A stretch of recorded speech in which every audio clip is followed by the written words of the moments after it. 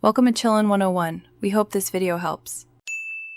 In this video, I will explain how to connect your Bluetooth to a Nissan Altima. First, make sure your phone's Bluetooth is active and ready to pair. Next, navigate to your Altima's infotainment system. You'll want to find the settings menu on the display. From there, select the Bluetooth option. This will allow you to begin the process of adding a new device to your car's system. It's a straightforward process to get your music and calls connected. Once you've selected Add New Device, your Altima will start searching for available Bluetooth devices. You should see your phone's name appear on the car's display. Select your phone from the list to begin the pairing process.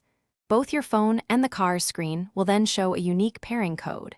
Verify that these codes match on both devices, then confirm the connection. This step ensures a secure link between your phone and your vehicle.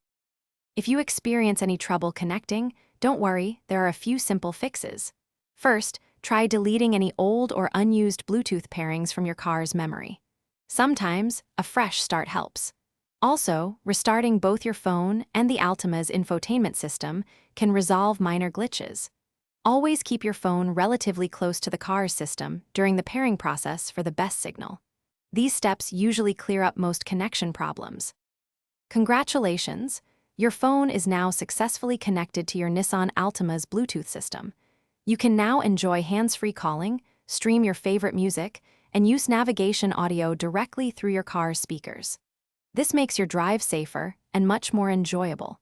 Remember to check the description below for a link to grab some little trees, black ice, and other great deals. Thanks for watching, and have a fantastic drive. Thanks for watching. Consider subscribing if we helped you.